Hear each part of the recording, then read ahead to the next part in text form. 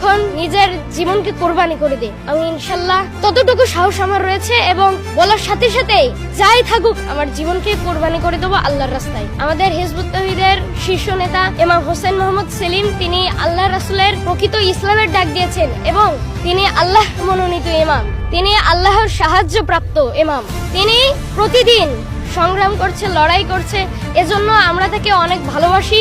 নিজেদের জীবনের থেকেও মাননীয় ইমামকে অনেক ভালোবাসি। বর্তমান পৃথিবীতে যেই ইসলামটা চলছে সেটা কিন্তু বিকৃত হয়ে গিয়েছে।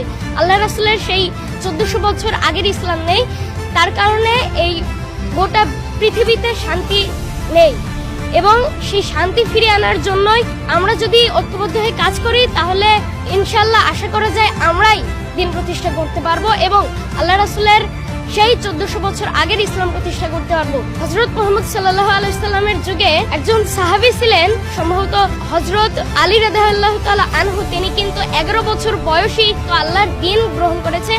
আর আমার বর্তমান বয়স যদি বলি তাহলে কিন্তু 13 বছর। তিনি কিন্তু আমার 2 বছরের জুনিয়র এবং 2 বছরের ছোট হয়েও তিনি দ্বীন গ্রহণ করেছে। তাহলে আমি কেন 13 বছর বয়সী একজন যুবক হয়ে আমি দ্বীন গ্রহণ করতে পারবো না? আল্লাহ রাসূলের দ্বীন গ্রহণ করায় কিন্তু কোনো বয়স লাগে না। ছোট থেকে শুরু করে বৃদ্ধ অবস্থায় কিন্তু আল্লাহ রাসূলের দ্বীন গ্রহণ করা যায়। আমি 11 বছর বয়সে দ্বীন গ্রহণ করেছিলাম এবং মাননীয় ইমামের হাত থেকে আমি এই দ্বীনটা পেয়েছি। সেটা ছিল 2023 সালে। সেই সময় আমি ক্লাস 5-এ পড়তাম।